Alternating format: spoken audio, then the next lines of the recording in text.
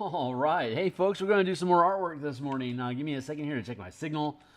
We'll go through my intro, and then we'll get to work. So, checking my signal here. Mic check, mic check. 1, 2, 3. Mic check. 1. Sounds like I'm coming through okay. Cool. So, give me another second here. I'm hitting Twitter and Reddit and Discords, and I will get into my intro here. So if you're experienced in the channel, you know who I am. You know what I got going on. Hey, you're welcome to skip ahead if you want. But if you're here in real time with me, hey folks, or if you're catching this after live stream in the future, hi future. Either way, if you don't know who I am, what I got going on, my name is Theurgy. I create role-playing games. I illustrate them. I publish them online. I've been focusing my attention on Dungeons & Dragons 5th edition for the past 5 years. There are a slew of links in the description down below that lead to different books I've already published that are currently on DMsGuild.com. They all have extensive free previews, so if you click into any of them, you can check out some of the work that I do, my artwork, the kind of design and stuff that I build. I DM 5th edition from level 1 to 20 in about 200 to 250 hours. So the tools that the things that I build are basically manifestations of stuff that happened inside of my games. Whether it was a solution that we found that was needed, like the Theurgy, for instance, is ability checks for rituals that we developed over time to be able to have more impact during downtime activity than what a normal ritual would allow, or spells would allocate for during adventuring days. Other things like this Spelljammer book that we're creating here is tools, or like the color mana system that I have linked down below, are tools that I built to run the kind of campaign that I want. And honestly, the playtesting for this was fantastic. So what we do is we do playtesting. If the thing works, hold on, let me rearrange my windows here so you can see what I'm talking about. So if the game works, we'll play test it. If the playtesting comes back good, we'll wordsmith it. If the words are starting to work out, we hire an editor to make sure that it all turns out that the words are good. And once the words are good, we get it back, we put it into our page layout program, and I use the humble Microsoft Word for all my layouts. And once the layouts are in, you can see there's all these gaps that are appearing in the document. And so let's go down to here, all these white spaces, and some up above you saw filled with illustrations. We put illustrations in these spots. So we'll extract a page of this as a PDF. We'll drop it here into Photoshop here, and then we will start illustrating. And then once all the illustrations are done, we'll go back to Word. We'll drop all the things in here. I'll go back up here because you saw them. Up here, we drop in the illustrations to fit inside the spaces of the map that of the page that we have. And once all of the illustrations are done, we can fuse it all together into a PDF and publish it on DMsGuild.com and have it linked down below. So this is where we're at right now. This is the course of action we're taking. We are coming back to revisit this illustration that we had been working on last week because, as I said, I stepped away from it. I stepped away from this one and started working on this one on Friday. But and as I said, I was going to continue working on the other piece over the weekend to keep the ball moving forward for all of these. So I want to be done by the end of January, which is of course this month, which is like 23 days away. So we'll see if we hit it or not. But while I was working on this, I realized how I wanted the foreground and what I wanted going on here. So that's this is what we built out. So I'm going to continue working on this here and now. For those that find today to be productive and fun, I just posted I'm in the Spelljammer community here. Big shout out to the Spelljammer community for supporting the stuff that I do. Twitter, I'm at Theurgy. If you're still on the Twitter X platform, you can follow me at Theurgy as well to get notifications when I go live and different things that I do. Best way to help the channel grow is to like, subscribe, and hit the button. Wow, we're up to 290 subscribers. That's like 4 or 5 more than on Fridays. So thanks, folks. Really appreciate you being interested in this stuff. This book cover here that we created. You can check that out here in the Wayback Machine. This is around episode 15. Around episode 15. So if you want to see this book cover being made, all the maps, all the tokens for the ships, the monsters, and the NPCs for the Light of Zaraxis adventure. And all the assets that we've been building here for the past year. You can check all that stuff out here in the full playlist. Discord, Patreon, and of course you can follow me on Twitter. So hey, this is what we're doing. Check it out. We'll get rid of the cover here for the time being, and let's just push some more pixels. So this is what we're going to do today. Get out of here, you scallywag. Thank you.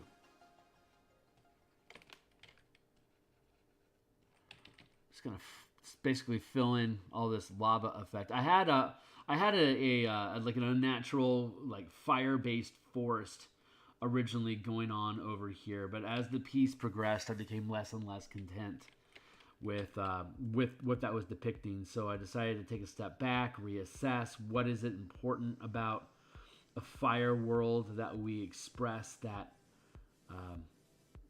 like of anything that we express in a fire world, what is it that we need to have, what do we need to depict to feel like we've successfully done this? And lava in spades is where we're at. And then we created this little thing.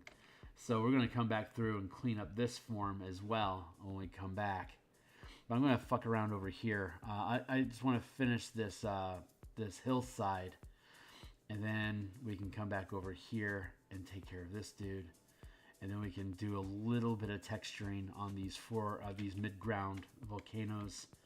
And then we'll be done. So I don't know if that's going to be today or not. I think this will be the last day that I stream illustration of this particular piece, though, because I'm looking forward to getting back to the moon cloud piece. But I was having so much fun with this. I just wanted to spend a little time with this here on stream, just to let my brain turn off, and just let the space play out. So that's what we're doing here right now, just kind of letting our brain turn off on a Monday morning and cascade through our week together. So a lot of new folks that are checking out the channel. Thank you so much, everyone, for being interested and supportive of this project. I know that there was a lot of big expectations for Spelljammer, and that it just, there was WotC's design philosophy is not to build unique mechanical systems to execute a particular style of fantasy. It's their philosophy in 5th edition in 2020 plus has essentially just been take the rules that exist and figure out how to make whatever it is that you're doing curve into what already exists by simplifying and hand waving, as opposed to spending the time to properly develop the mechanical systems needed to execute the fantasy of the setting that is being released. Like, for example, Strixhaven. It seems pretty obvious in Strixhaven that Silvery Barbs was meant to be some sort of wizard's duel mechanic that they didn't have enough time to flesh out. So I mean, this is speculation, but a reaction counter effect that screws with people's action and that screws with people's successes and saving throws seems like the sort of thing that you want to have in a wizard's duel. So yeah, again, that is purely speculative. I have no idea if they were actually trying to do that or not, because they're not very transparent in their design process. But they're a public, they're a company. They don't have to be forthcoming with the details of why they do what they do. But there's evidence of stuff. Anyway, I'm not here to throw shade at wizards. They bury themselves enough. But I stay on DMsGuild, and I continue using Wizards IPs because I absolutely love the settings. I've been playing in these settings and developing my game worlds for Dungeons and Dragons since I was 12. It's like nearly 40 years ago at this point. So I have, I love the worlds that I love. I've invested a ton of time with them over the decades, and the DMsGuild allows me an opportunity to actually slap an official Spelljammer logo on the side of my ideas, and so I'm going to take advantage of that. It's why the DMs Guild was created in the first place. So I'm sticking to it.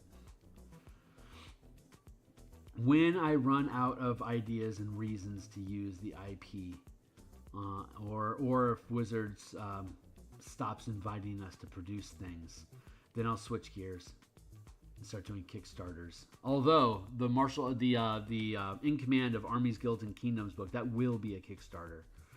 I'm thinking I'm going to do that in 2025. I just want to build a little bit more momentum, get this current set of books under my belt, out of the way, so I have a clear plate for me to be able to fully dive into the In Command system and build that out as my first independent 5e adjacent piece. I'm pretty fucking excited about that, but game design is not a sprint. At least it isn't to me. It's a marathon, and the stuff that I build takes a long time to flesh out, to play test, to fix, and to continue building. And although I would certainly love to be able to create content more quickly than I do, I don't want to sacrifice the quality and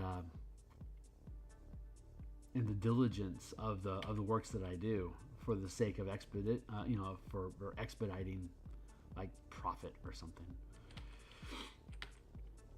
As much as I'd love to do this full time, what's most important is that I'm creating things that are exciting to me to use playing D&D, and to be able to share those things with other people that are probably having similar questions. That's the real value that I pull away from this, is being a resource and, as they say, a river to my people. Let's do that. Let's flesh that out like that. We got some shadow stuff going on over here.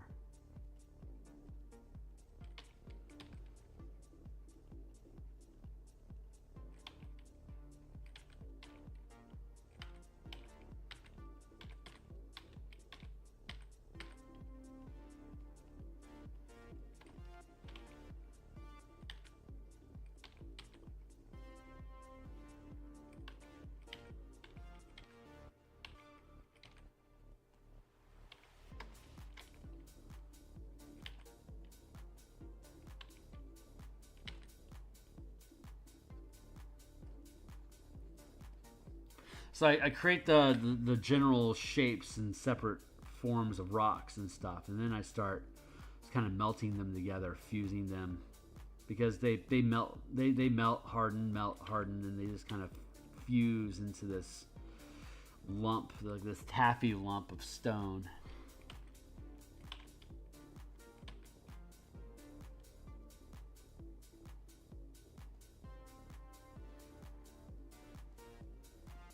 And then all the strong lighting effects are coming off the lava itself. So the way that I do lighting needs to be in a lot of cases, like up, like ground up.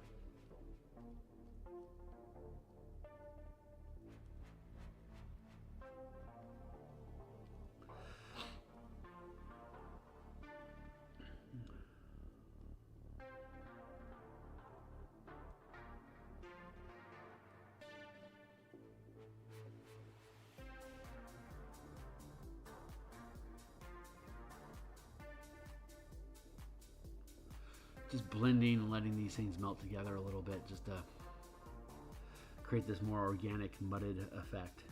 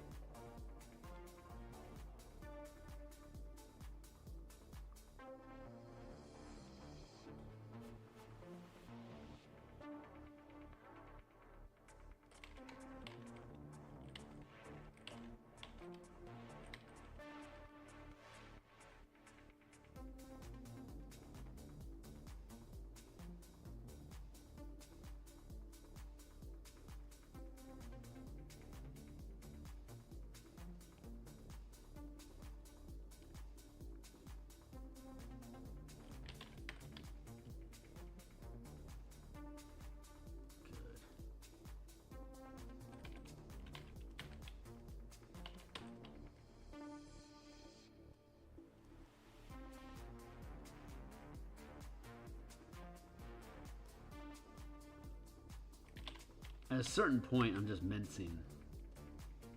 That's why I have an alarm set to make sure I don't fall down any rabbit hole too quickly. Occasionally, every 20 minutes, it pops for me to be able to check my head. You know, like, do I want to continue investing time here, or do I need to move along? And occasionally, my brain will think of my alarm clock, which to me is an indication that that my muse wants to move on to another area. She's like, I'm content with this spot, and she uses different tools to speak to me. And sometimes just a glimpse in my mind of the clock is mindful of time being spent. It's very literal.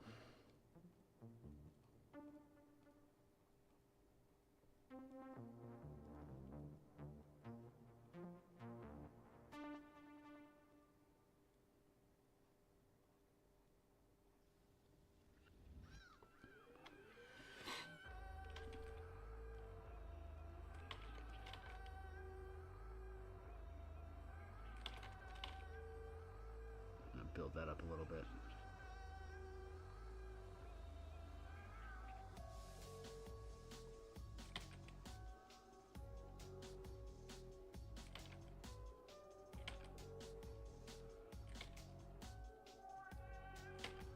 I like to work in silhouettes a lot. It's fun to be able to block in the shape and then to fill in all the details within the confines of the lines that you created.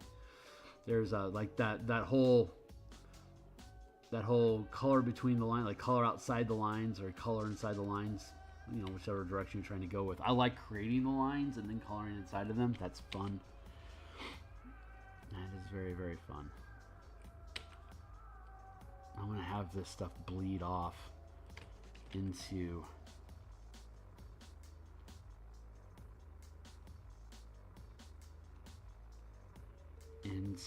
the border here to kind of melt away into the edge of the page.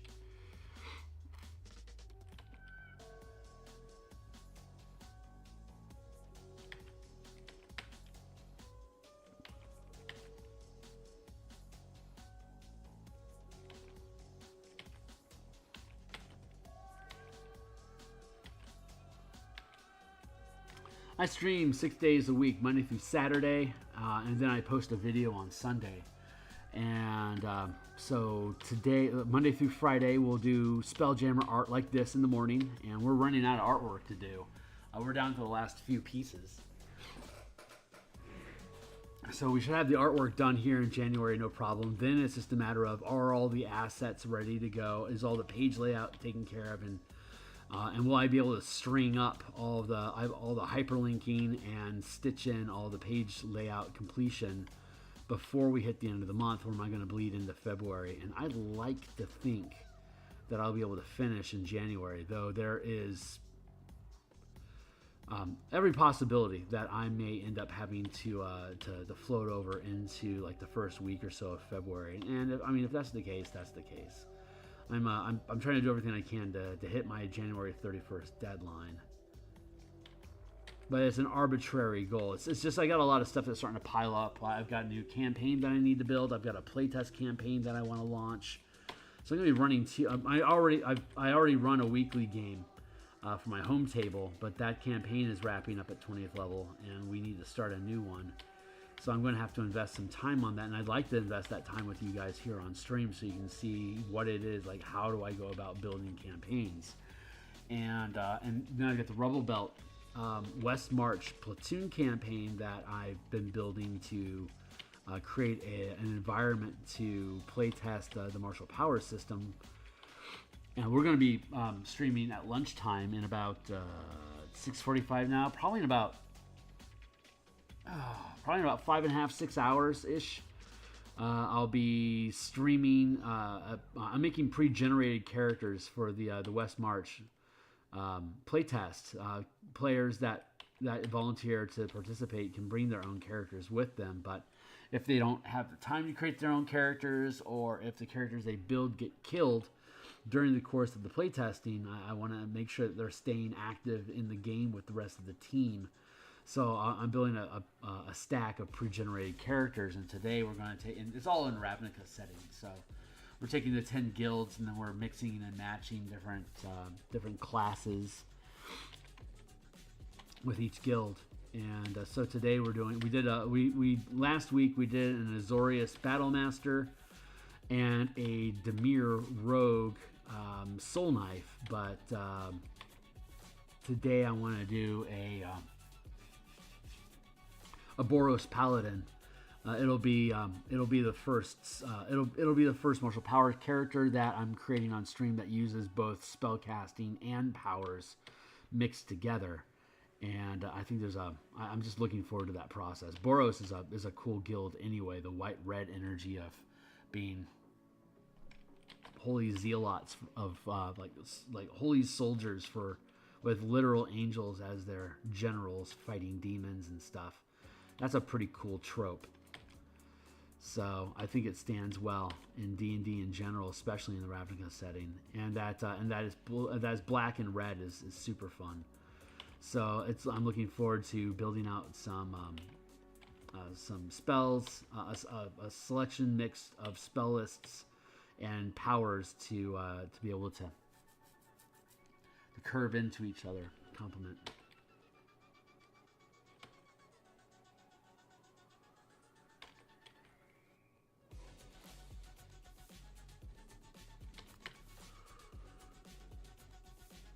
So if you want to see more about that project or how, like, what I look for when I build things, then certainly be welcome to like, subscribe, and stick around or show back up again later on today when I do that. And then tonight we're going to continue streaming the Eberron creature token production for the Eberron adventure that we'll be publishing this year.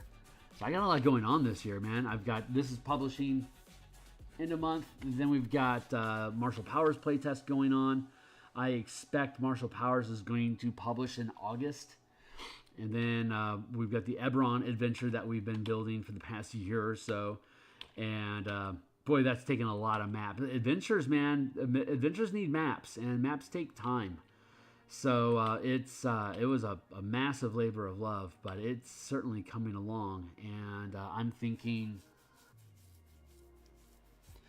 we might have almost all the art assets for the Eberron Adventure are almost done as it is already. We spent all the front load taking care of as many visual assets as possible so that we can collapse time frames once we're at the back end of this thing. And that's about where we're getting to. So once the Spelljammer project is finished, we'll start doing smaller Spelljammer, like little vignette pieces, like little adventure tear-outs, or like a more developed battle with Estain the Rieger for Light Azoractus, for instance, or doing a deeper dive into Illithid ships and combat tactics that they would use. Or we also want to build a deck plan for the Elven Armada, the Ogre, Mammoth, and Dwarven Citadels. I want to, like I said, I want to create visual assets for that to use in the system that we're developing here.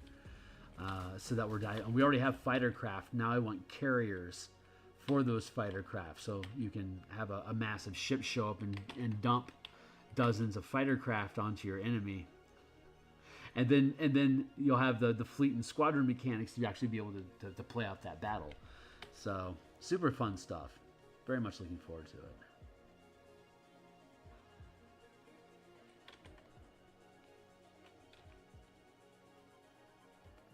So once this book publishes, this isn't the end of me working in Spelljammer. It's more like this is the frame of reference I'll use for future Spelljammer work that I create.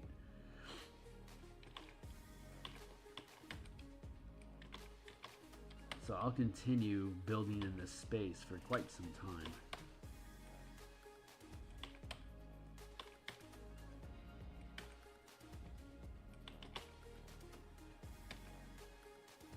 And my home table, they want to play in Spelljammer. So I need to build out Eberron Spelljammer assets, which I'll do here on stream with you guys.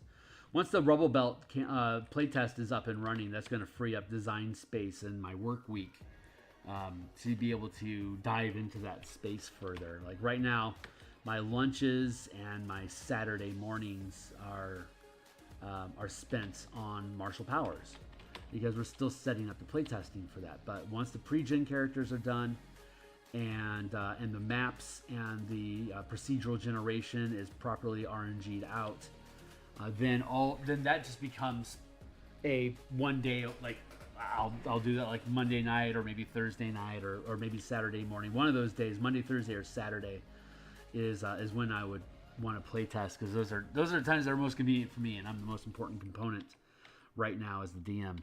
So, but that'll free up my lunch times and potentially my Saturday to work on other projects. So I'm excited about that. The big change in energy that's coming up. It's going to feel good to have that change. And I know that a lot of people are here specifically because of the Spelljammer work that I'm doing. So that is to say, although I'm going to move on to other projects and do other things, I have a lot of stuff for Spelljammer that I still want to do. That I was serious. Building this book was like the first step to being able to express all those things. I needed to have these core mechanics established so that I have something to hinge off of for all the other stuff that I want to do. So, yada yada yada yada yada yada yada.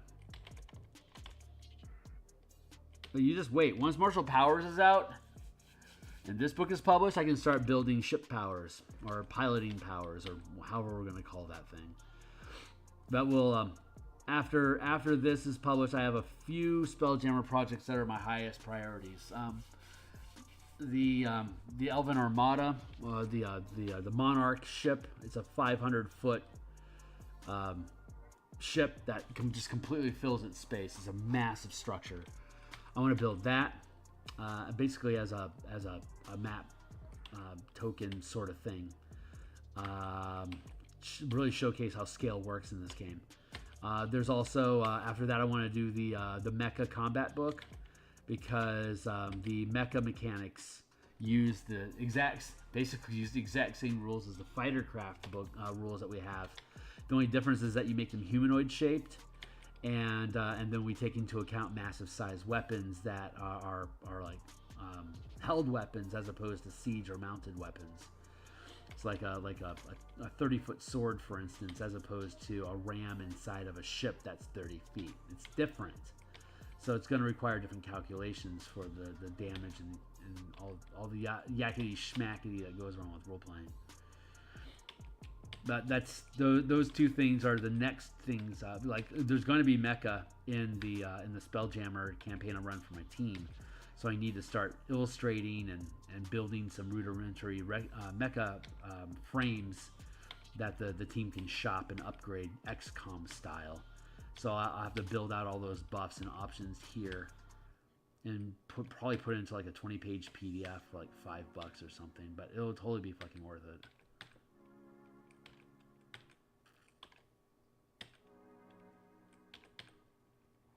And then once the Martial Powers book is done, we have all the components that we need to build out like mecha pilot combat. Like, well, we already have the mechanics for that type of combat, but character options for mecha pilots, having a stack of powers of sustained, exploit, maneuvers, strikes, different things that could be done through the mecha as a pilot, attacking at larger scales. That will open up building kaiju and giants, so that Bigby's Glory of the Giants can truly be glorious with like 500-foot giants. We already have the mechanics for all that stuff inside this book. We're just reframing it to be more universally useful. Because thinking about scale is something I think a lot about as a DM and as a designer. Like, what can I do to make this bigger? What can I do to take these things further? What can I do to have a deeper impact? How can I change the way that the game works to expand the universal utility of the 5e system, and by extension, how can I help 5e express different types of fantasy using the mechanics of 5e? Like me doing a Kickstarter for a mass combat Guilds and Kingdoms book doesn't sound that unique, but all the mechanics in the book are using 5e mechanics, and I don't see a lot of designers out there that are running Kickstarters for mass combat systems particularly interested in actually using 5e mechanics for their 5e adjacent mass combat system, or their kingdom and warfare system, or whatever it is that they're putting out there. Most people aren't interested in actually building these ideas for 5e. A lot of these designers are interested in pushing their own agenda. And although I too shall have my own agenda, I am certain my biggest agenda is making 5e as useful as possible. It's such a good engine.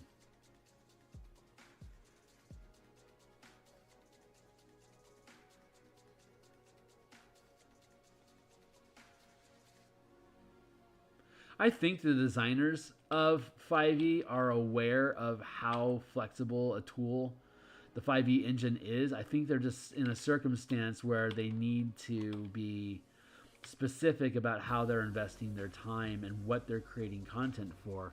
Their goal as the flagship company of producing 5e is to make as accessible a system as possible to the broadest group of people, regardless of what us grognards might want as far as different modes of play. A lot of people just want to understand how to play at all.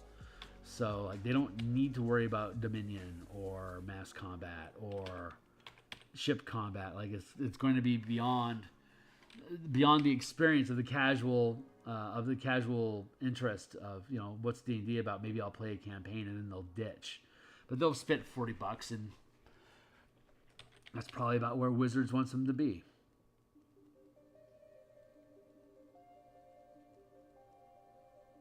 But again, their goals are different from mine. Their resources and their success conditions and budgets are dramatically different. So I can afford to do crazy little couture projects like this. That's why they opened up the DMsGuild to designers in the first place, just to allow us to make use of those IPs to build out cool stuff. Really smart marketing strategy, I think.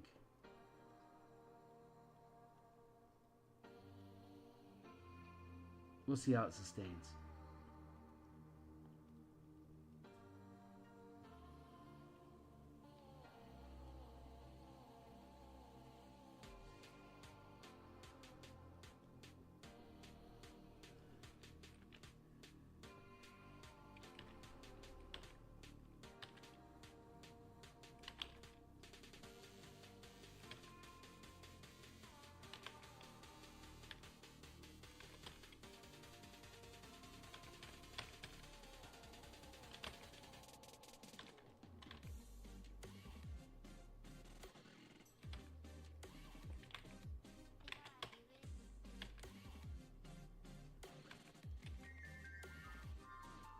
Hey Karen, how you doing?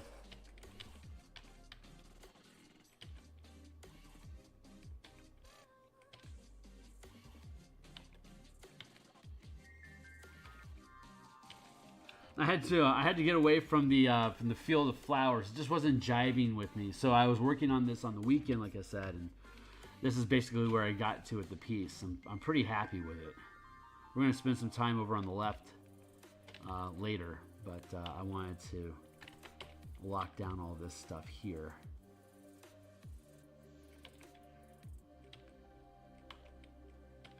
I was having so much fun with this last night that I was like, I should pause and do. I know that I said I was going to finish this off stream, but I'm enjoying this so much that I just wanted to come back online here with this and just play with this a little bit with you guys, just so you can see where it's at and where I'm going. Cats got sick again? Oh, poor Moopy.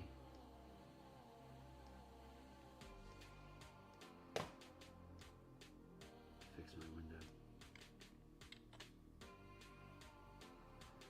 Poor little monster.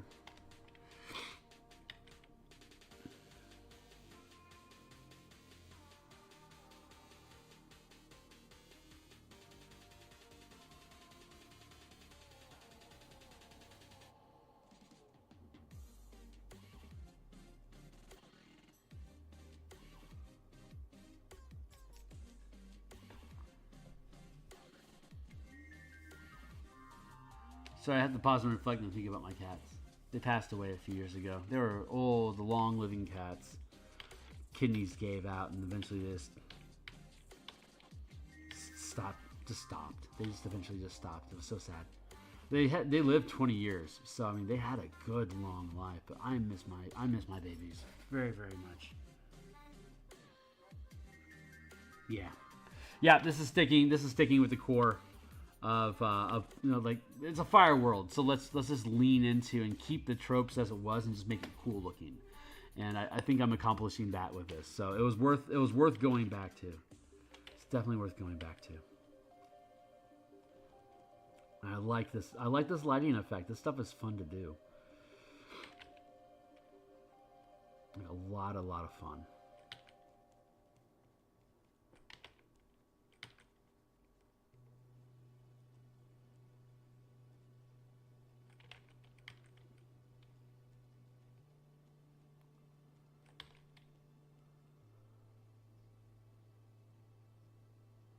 I carry this guilt because I was on a cruise to Mexico, and Cletus was my boy. He was the one with the kidney issues, and we put him in a cat boarding house to play with other cats and stuff while me and my gal were gone for the week, and he died 3 days into me being gone. He had a seizure. His kidneys had shut down, and the poison just got too thick inside of him. And I don't know if the place that was taking care of him was giving the medication properly or not. I'll never know. They said that they were on schedule, and I have to trust that they were. Otherwise, I'm just gonna wring my fists forever. But God, I miss him.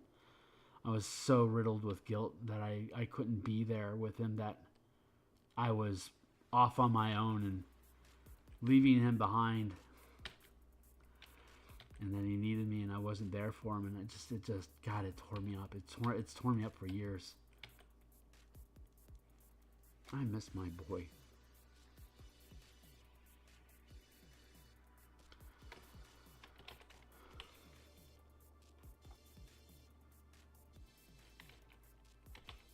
Just so you can't protect him all the time.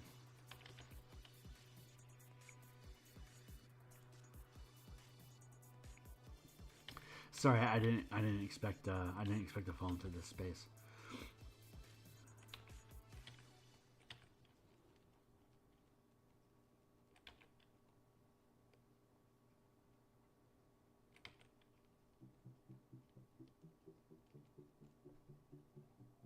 He was a cutie.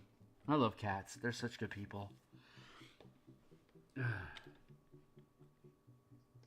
Oh. Mic check. How's this?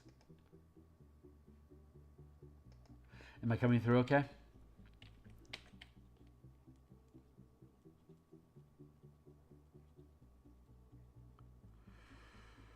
Hopefully I'm more clear now.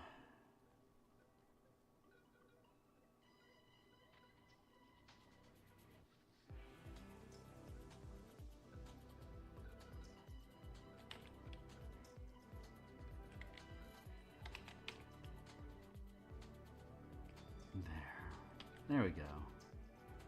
Better. Okay, thank you.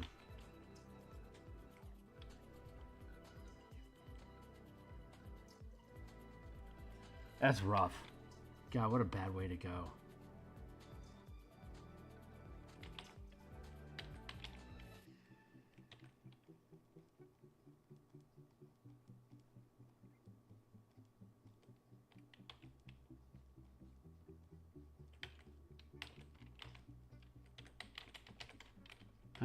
Let's go nice clump of dark here.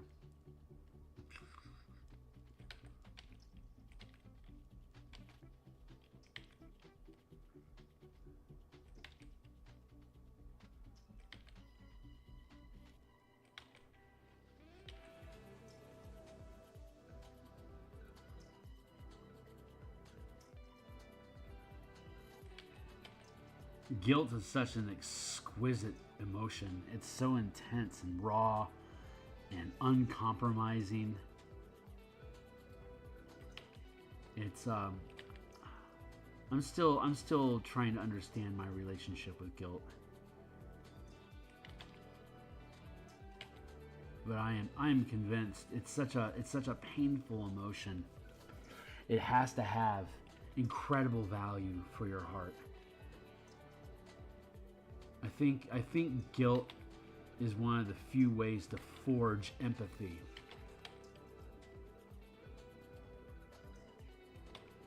Empathy is a high commodity.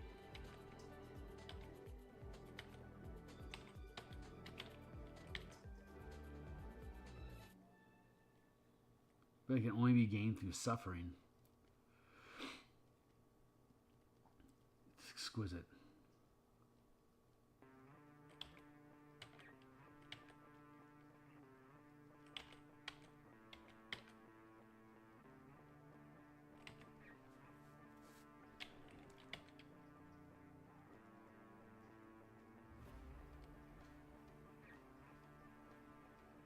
Ah. Oh, poor Uba.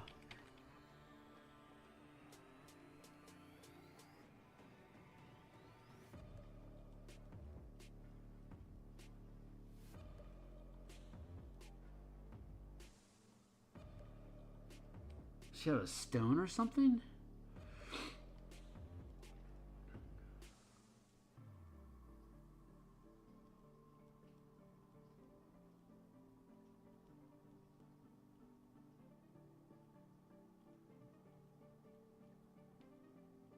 By doing foreground detail like this, it can help set the pace and amount of detail for like further like this volcano here will need to have significantly less detail than this foreground one because of the pushing back on the page is less definition. Also think I need to darken down this bit. I don't think this outer edge here is close enough to lava to be to justify the sharp of a highlight along the edge here. I think this actually needs to be very close to black, and all the lighting comes in this direction.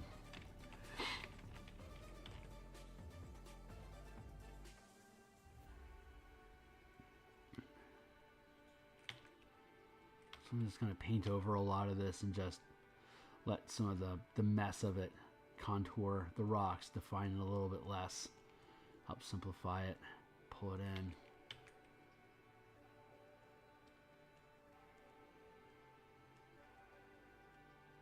Endless pixel pushing going on here, y'all.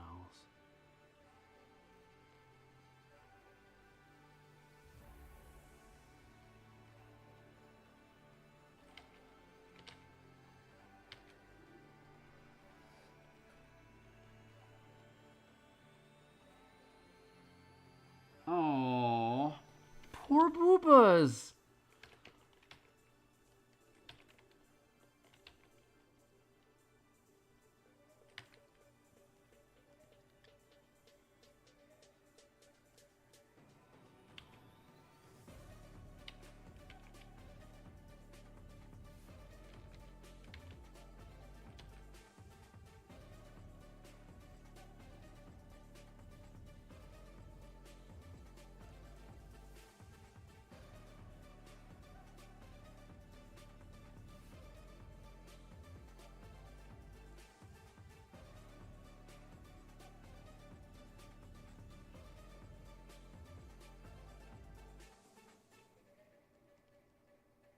Feel like animals die more human-ish, like disease and old age and stuff, because they're capable of living so long under our care. So in a way, the benefits that pets receive from having a life of security and comfort and luxury,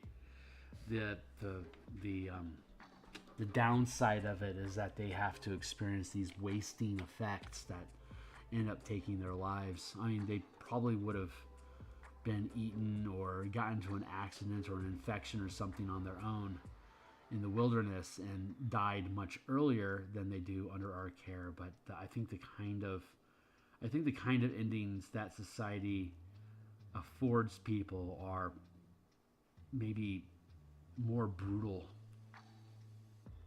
And you know, how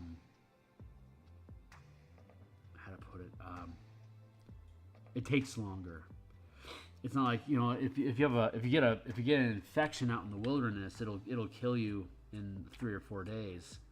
It'll be excruciating pain, but you're gone. In society, I can have cancer for years.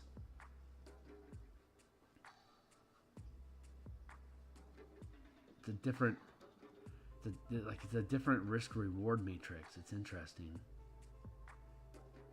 And you can see it in pets too. Like pets getting cancer. It's like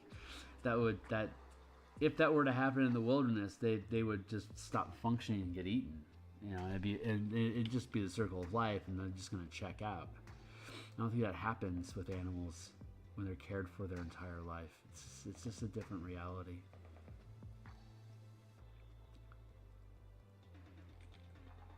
Sorry, thinking about my kids having passed, it takes me to a darker introspection.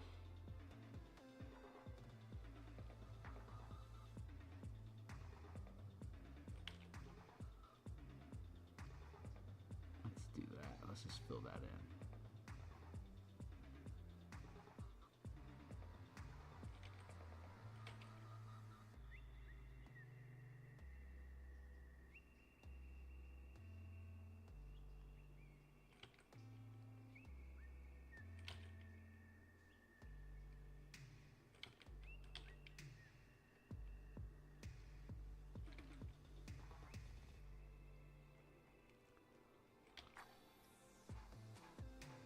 Nice.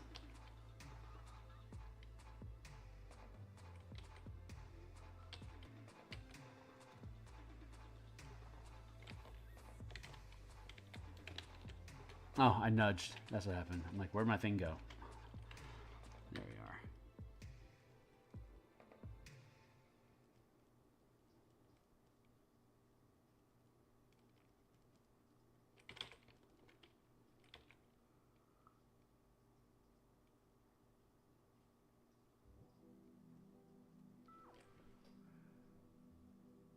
Two on to you and two on just.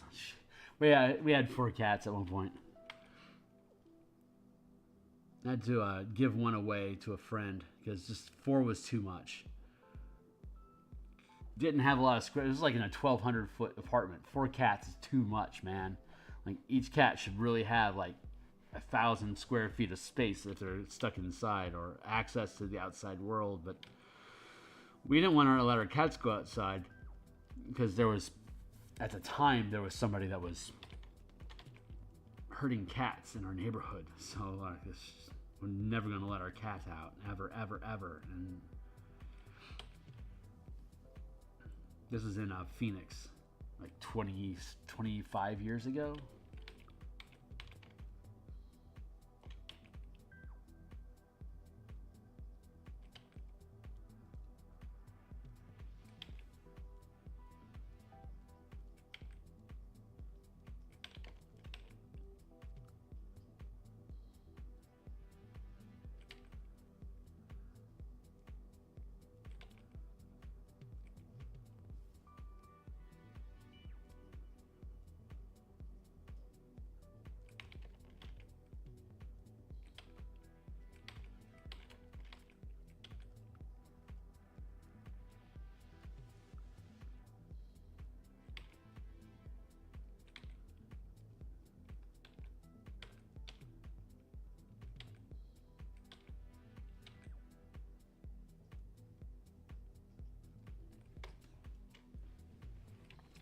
That feels pretty good.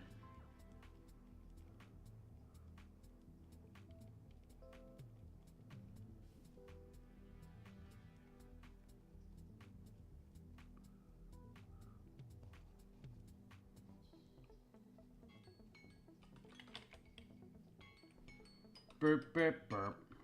Thank you, timely timer. What is it? 7:20. Okay, so I've still got a half hour or so to go. I shan't finish this today. I just wanted to show everybody where I was at with this and what we got going on. We'll probably go back to the moon cloud picture tomorrow.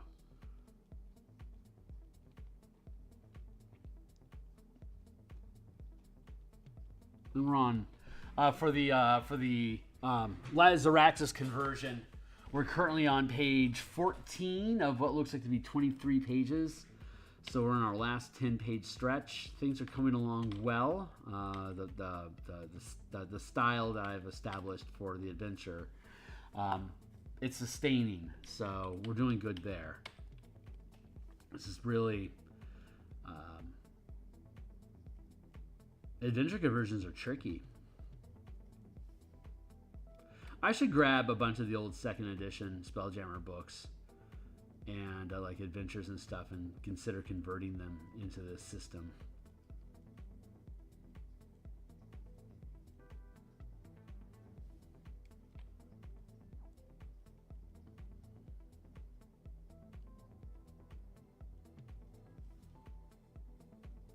It could be a lot of fun.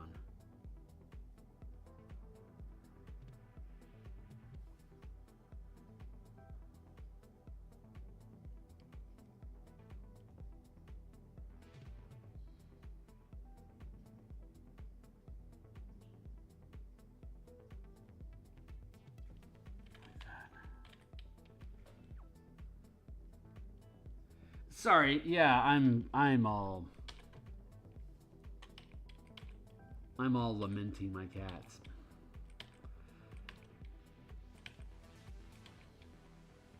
Lamenting, mourning, I guess, is probably a more accurate word. Didn't expect that to be the conversation piece. Sorry for being a downer. Well, I'm not sorry. It's just I acknowledge that I'm talking about a pretty downturn subject, and that's not what people show up for. I don't mind showing that I'm a human. It's just I don't want to be a downer. That's all. I feel down when I think about it. It was so personal to me. I think it's hard to keep that out of the conversation, though. Anyway, it is what it is, and the conversation's there because it's supposed to be. So I can't really second guess that process. It's not my job to second guess it. It's my job to execute the plan and to feel what comes out of it.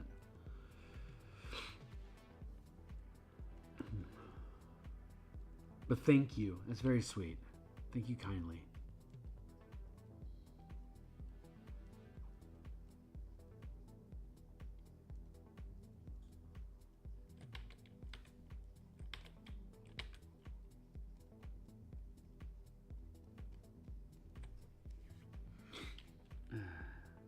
Yeah, it sure does. It is our place to observe. As Bill Hicks would say, it's just a ride.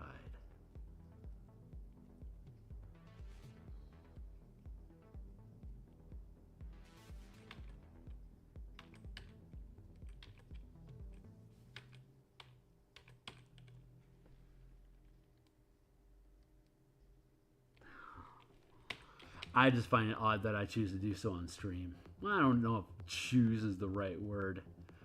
I think I just deal with the emotions as they happen, and if I happen to be online and people observe it, then so be it. I'm not afraid or embarrassed by my emotions.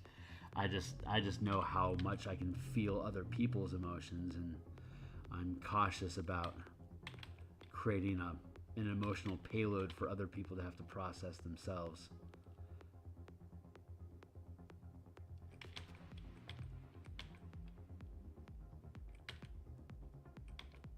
But thank you again. It's very sweet.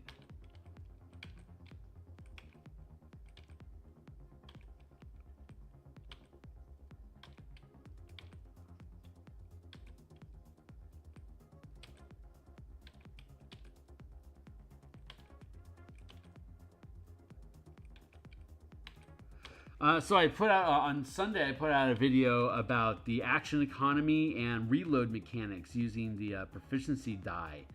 That's pretty unique to this particular system, and so far it seems like the Reddit community gets it and likes it. So I'm really proud of that. It's you're always you can have confidence and believe in what you're doing, but you don't necessarily know if it's going to be recognized by people in real time or if it's just something that you'll be appreciated for after you're dead.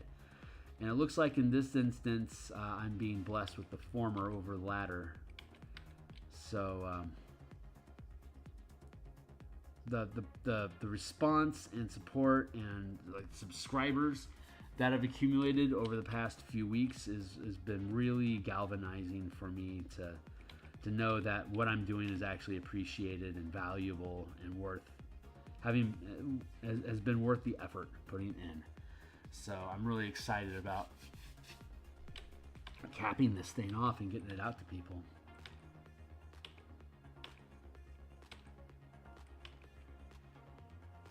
Because it's easy to get people on board with me ranting at you for hours, right? Like, and excitement is infectious. But you know, dropping a little chunk of information on strangers that don't have any kind of social connection or experience with you, and for them to be like, yeah, this is cool stuff, like awesome. It's like I'm on point here.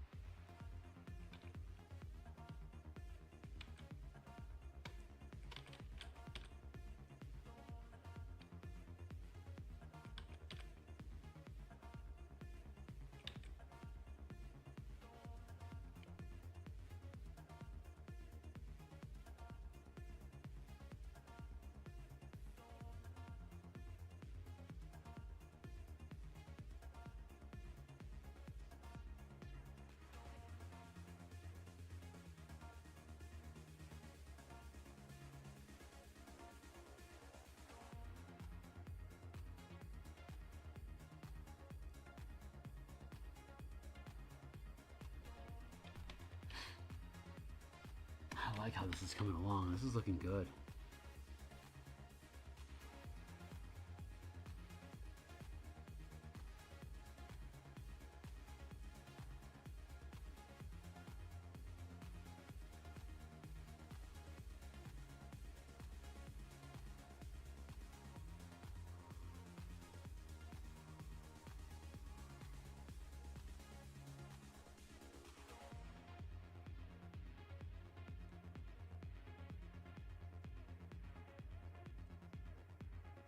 There.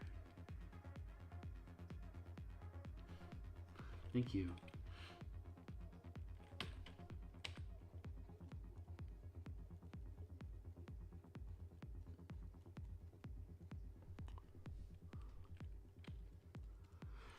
All right, I want to take a break here real quick. Just pause and reflect where we're at. See where we need to be. I like how this is bleeding out into the piece here. I like that lack of definition at the front end there. I think this project, more than anything else, is helping me play around with frames a lot. Like, we're doing a lot of framework these days, right? I love how that blends. It feels really good.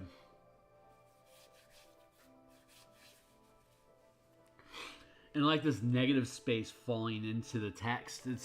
We've had a lot of opportunities to explore these type of mechanics in the illustration, and it's fun. It feels really distinctive, and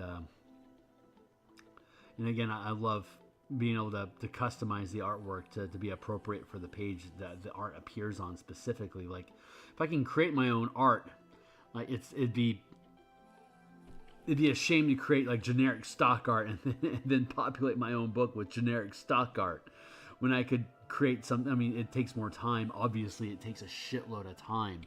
But God, it's so satisfying to be able to generate visual, like to have everything complementing each other on the page intentionally. Like, just, I keep adjusting my seat. Get that mic back in my space here. Oh my God. No water is better than clean water with ice that's had a chance to melt a little bit and just freeze down everything. I've been lately I've been taking glasses of ice water and just putting them in my fridge so they get like ultra, like 40 degree weather, like 40 degree temperature. So good. So good. Cold, crisp water is amazing.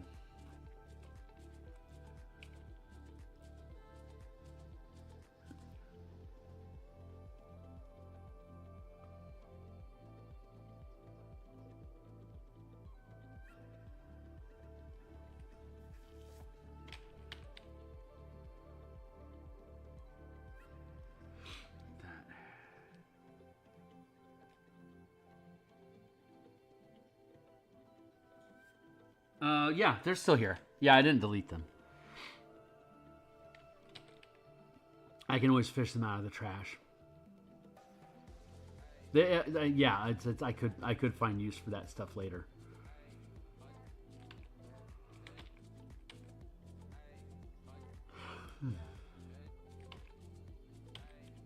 Oh man, I'm tired. Punching out a lot of emotion this morning. It's making me sleepy.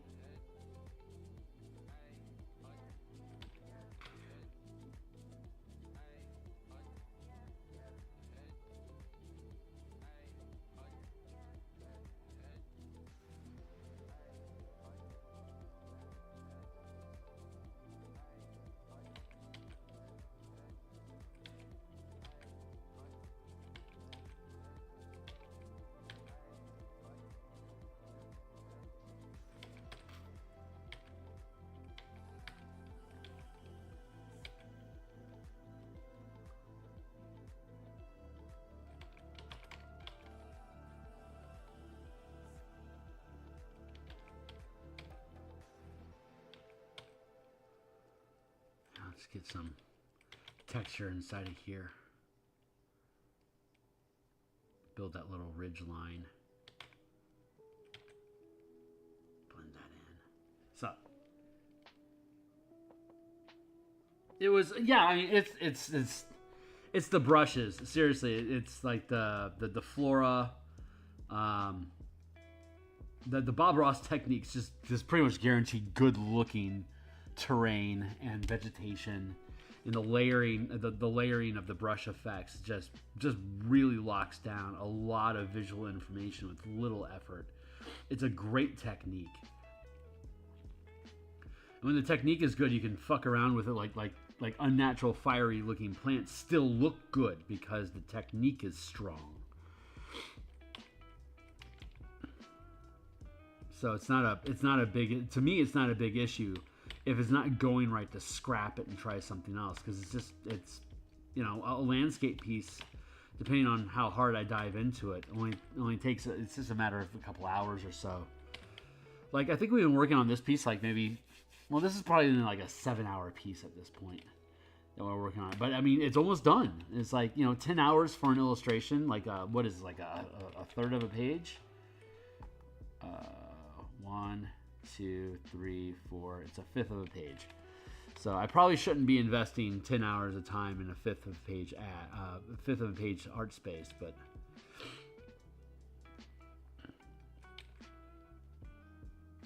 by extension, a full page piece would be around 50 hours. That doesn't feel unrealistic. I think I do full page illustrations like covers and stuff. I think I do those in about 60 hours. That feels about right, depending on the composition, of course. But if I really like the Gun of Eneravin cover that I did on Saturday mornings a few weeks ago, like that took me probably around 60 hours to complete. But like the Reclamant book cover with the Yggdrasil World Tree, that was pure environment. There was no mechanics or structure or architecture involved with that one, and that one took maybe like 9 hours, maybe a lot less time than architecture does. Like, environments are easy. There's just I operate really well inside that organic space, like fluidity and morphism and blending, more natural elements sort of stuff I'm pretty good with.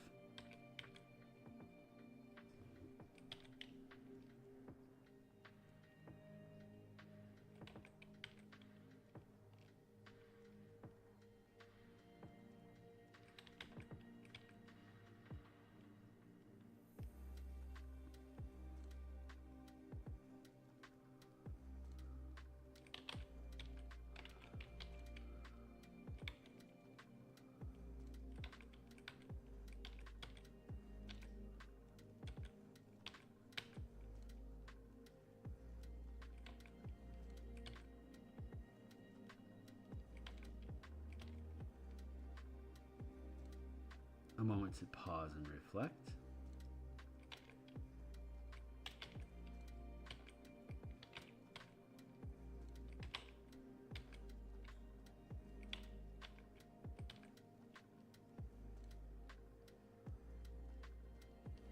So,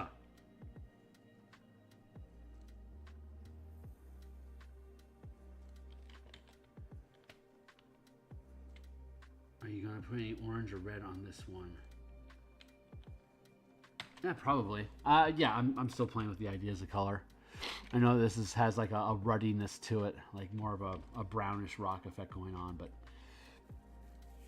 at least that's what I think this RGB array here is more like a brownish, like it leans a little bit into red, but it's not sharp. We got some yellows here, so I'll probably have like some more orangish stuff going on, like a more sharp red going on back here, I think. I'm just about done with these rocks here, though, so we'll see.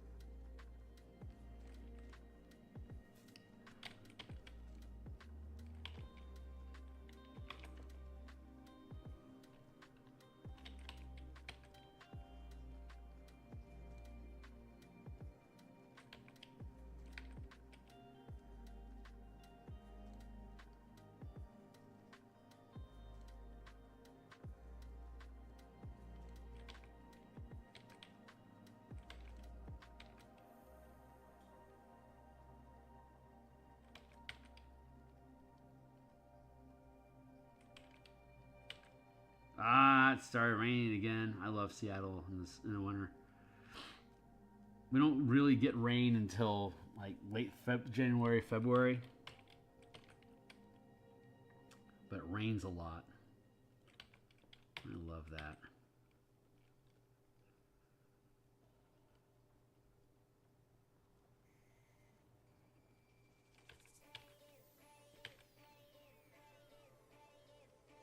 What time is it? 7:40.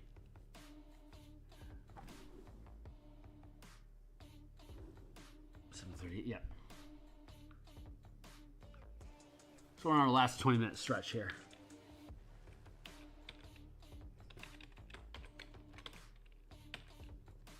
Yeah, that's pretty gray.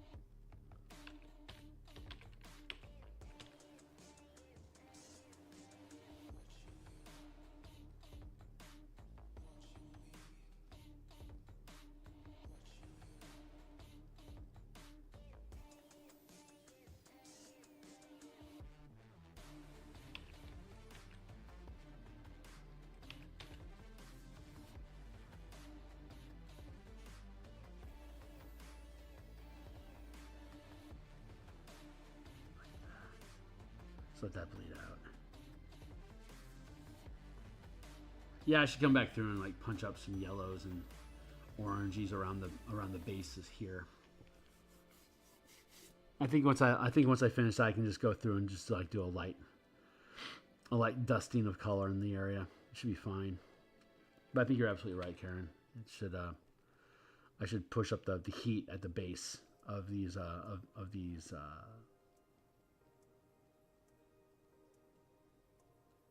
I don't know what we call them, islands.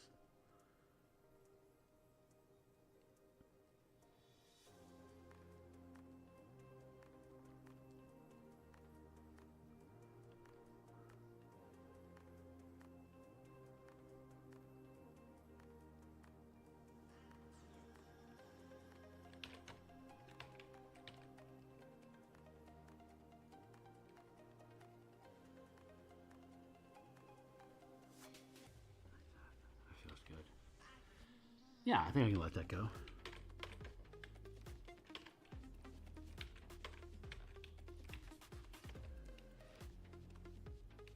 Maybe. Yeah, maybe I can put some bubbles or something in there.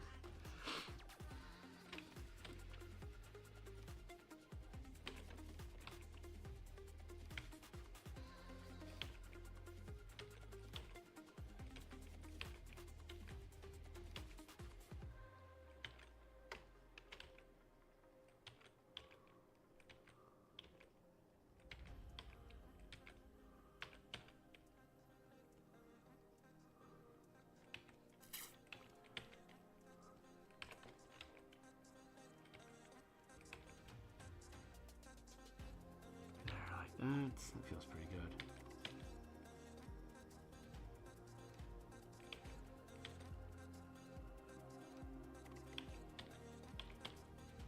Like that. Hey, what's up? Cocaine. Cocaine for preschoolers. Great nickname. Here you go. Here's the piece overall so far. We're working this foreground here quite hard, but we're gonna have less detail in these further rocks and volcanoes and stuff in the background here. And then we come around and I need to fix the anatomy, as it were, around here. Like I need to block this in properly to be able to create the type of form that I want, but we're not there yet. We're not there yet. We'll get to it.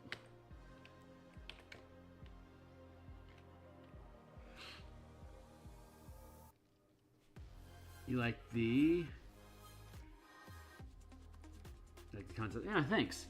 Yeah, this is if you're not familiar, this is a Dungeons and Dragons supplement that I'm creating. It's Spelljammer's Combat and Exploration. It's like a 100-page deep dive into different variant mechanics for combat and exploration in a Spelljammer setting for D&D. D&D Spelljammer is like pirate ships in space. So think Treasure Planet if you aren't familiar with the idea already. And if you aren't familiar with Treasure Planet, go check. I mean, obviously it's a ripoff of Treasure Island, but it's such a great piece of science fantasy. It's such a great story. I was definitely inspired by Spelljammer. Just messing around there a little bit.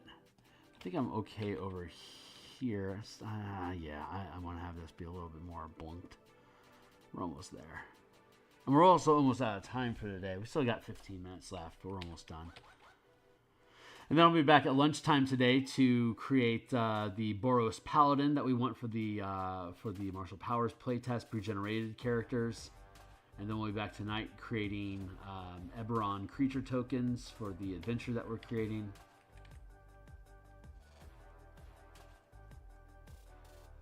But yeah, I build a book and then I illustrate all the paint. Like, I think I closed the document already. But you can go back to the beginning of the stream and you can see me kicking through the 106-page document and all the text blocks and all the holes in the text where all the illustrations go. And then over the past what episode are we on now? 293.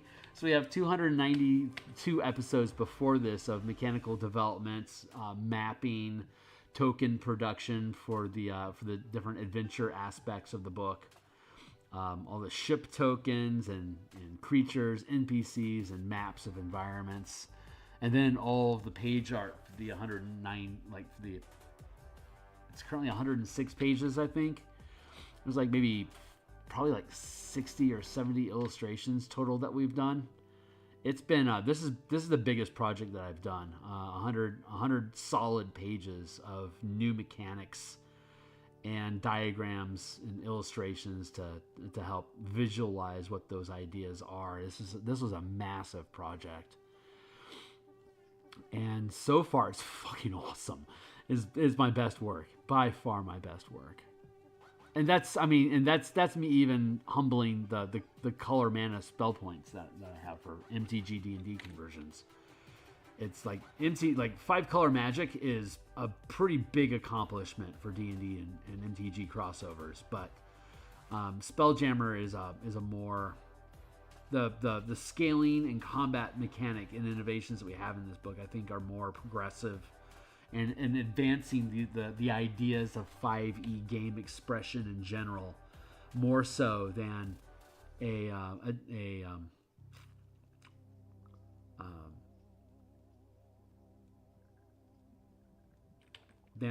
devoted magic system that uses different things other than like the 8 schools of D&D that are normal.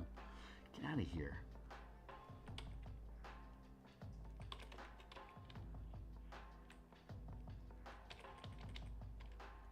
I mean, if there was a more vibrant MTG D&D community, then maybe I would have reason to be more proud of the color mana spell point variant rules that I created. But there isn't a very significant MTG crossover crowd compared to folks that are interested, say, in Spelljammer. So I think just from the popularity alone, it's a more successful project. But I don't like doing things based on what's popular. I like creating things that are based on what I need and like the kind of games I want to play and the stories I want to tell as a DM myself. That's what I find it fun that I'm a forever DM, but almost all the books that I create are heavily player focused because I like building games. I like the supplements I build are like the type of characters that I want in my games, so I create player options. So it's like, yeah, these are the kind of characters you can play and the kind of games I like to run. So most of the books have to be both partial player and DM. Like the DM side has to frame reference, like why would you have these type of characters and what can you do with these options inside of a game campaign that the players that are using them are going to love. Like that's a pretty thorough deep dive of information. So it's ornate. It's involved. But you know, games aren't easy to build. If they were, we'd have a lot more of them. I mean, I already have a shitload of them, but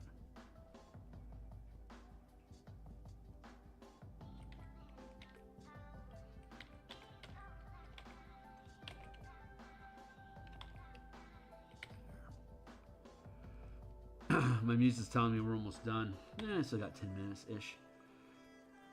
Probably a little less. I think I'll finish here.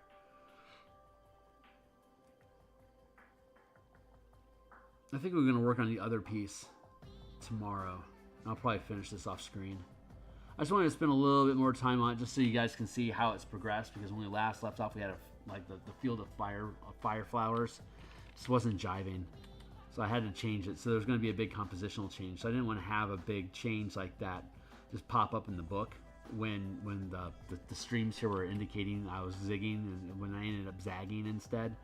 Just want to spend a little time here today exploring that idea. So task complete. So we'll be back building that Boros Paladin using white and red magic using the martial power system. It's 8 o'clock. Probably in about 4.5 hours, I think. So like, subscribe, hit the bell icon to get notification when I'm back live again. I'll be creating creature tokens for the Eberron adventure that we're creating. It's almost 8 now. I'll be back in about 11 hours to do the Eberron tokens, and then I'll be back tomorrow morning to continue doing Spelljammer art, and then think I have lunch tomorrow building an Izzet Artificer for the Martial Power System. And then on Friday, we'll be doing Golgari. ACFGHI. No, we're doing Golgari. We're doing Golgari on Tuesday. And then Gruul. No, we're skipping Gruul for now. Gruul is a bonus clan that the team will eventually get access to, but doesn't have immediate access to. So I don't need to make a pre-generated character for them until the team establishes connections with a Gruul tribe in the Wastelands. So it'll be a while before that happens. So we'll go from Golgari tomorrow. GHI. Yeah, and then we'll get into Izzet on Friday. So we'll do an Izzet Artificer. We'll do a Golgari. God, what are we going to do for Golgari?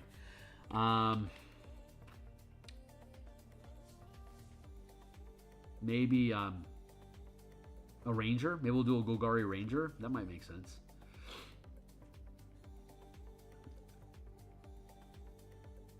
And then is that Artificer on Friday. GHIJKL. And then we'll have Orzhov on Monday next week. Probably an Orzhov, maybe an Orzhov Warlock. Maybe that would make the most sense. Orzhov and Rakdos, I think using Warlocks would probably be the best way to express them. Though Rakdos having a Barbarian is enticing. I like that idea a lot. We'll see.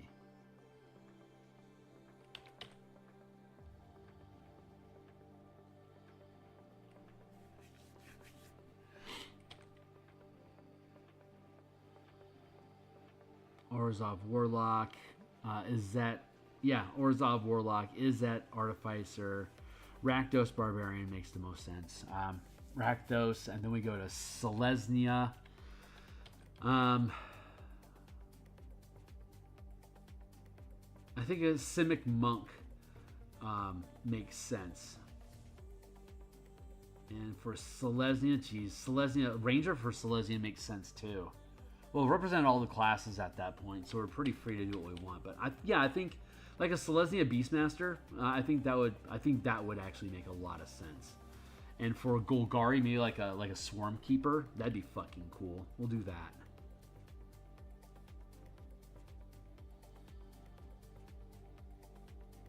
We'll do that. Well, hey, Bills Mom, how you doing?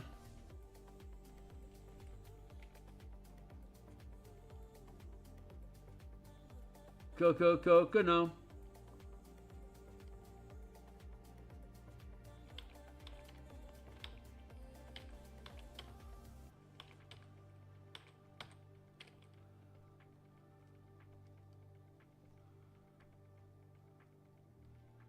It's turned out so good.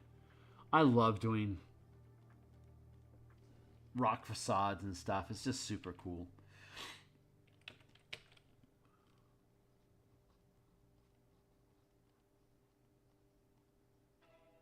Let that melt together a bit.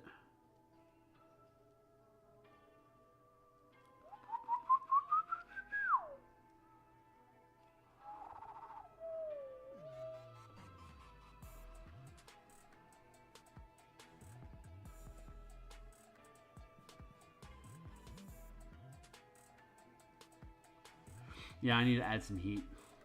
You're absolutely right, Karen. We'll figure it out.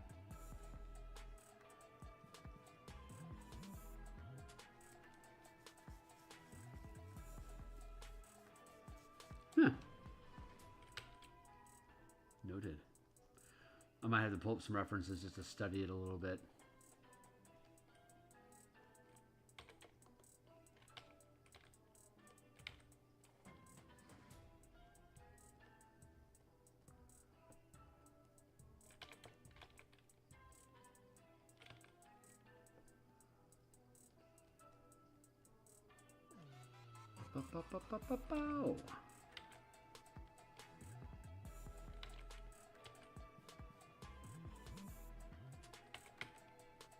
I like Epidemic. It's really good music. I like it, man. I like it a lot. I just couldn't groove with Spotify. I just bounce off of its UI. It just doesn't. It's interesting how well, jiving with the user interface of something determines whether you're going to be willing to use it or not, despite whether it's a superior product or not. Like, I just can't, like Foundry, I can't engage with Foundry. So I don't use it for VTT, you know, like I'm a Roll20 guy, because the tools, even though Roll20 is a little glitchy, the tools for me are incredibly intuitive to use. So I just go with Roll20, even though like Owlbear Rodeo or like Foundry might be a superior system. I think it's just familiarity is a massive factor there too. Just grab that like that and do this. I spy with my eyes something that is text.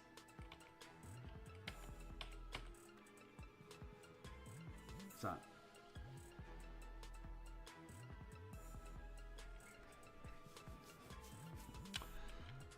There's lycanthropy. There's adaptive, like they can become aquatic, so they can breathe water and swim quickly, growing fins and stuff.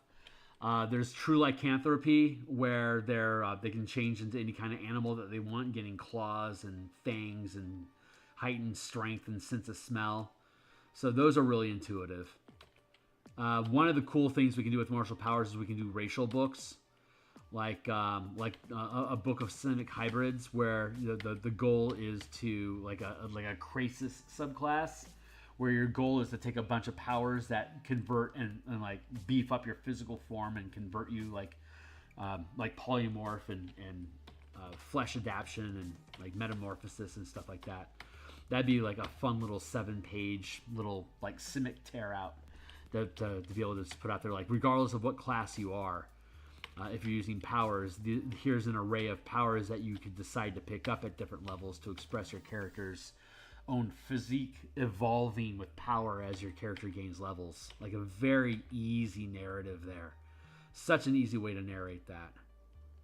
And that kind of goes along the lines that is leaning into the idea of converting a racial type or a monster into a class by breaking down the different components of what makes that creature or option mechanically unique, and then quantifying those mechanics and then putting them on a list that you can pick from. It's that easy. And then like you could be a barbarian or a monk, or a ranger, but select this array. Like I'm playing a simic. I'm going to play a simic hybrid, or I'm going to play a simic Krasis. So I can pick this array of things that we build instead of the other power options that exist.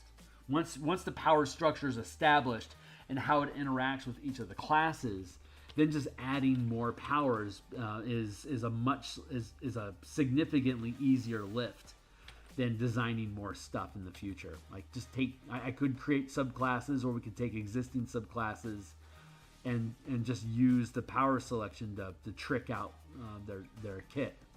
To make them execute the fantasy the way that you want. But that'll be fun. That'll be like in 2 weeks we do that. Yes. All right, we've hit our timer. The muse is almost ready to let me go. Here, that feels pretty good. So we'll stop. Yeah, we'll stop here for now. We'll be back in 4.5-ish hours to work on the Boros Paladin. That's the first hybrid character using both spells and powers together in the same mana pool. So I'm looking forward to seeing how that plays out.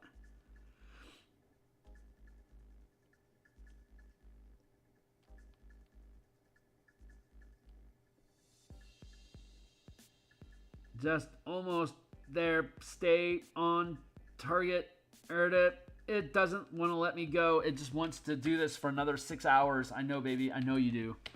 But we got to pay Caesar what is Caesar's. We got to put in our 40 hours to keep the roof over our head while we avoid desperately from being a starving artist. Come on, honey. You got to let me go, girl. You got to let me go for now.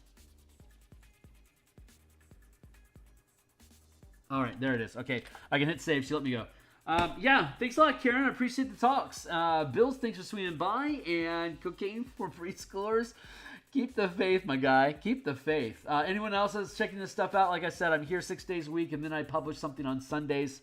So I've always got something new going on, mornings, afternoons, and evenings. Like, subscribe. I'll see you guys on the other side. Cheers.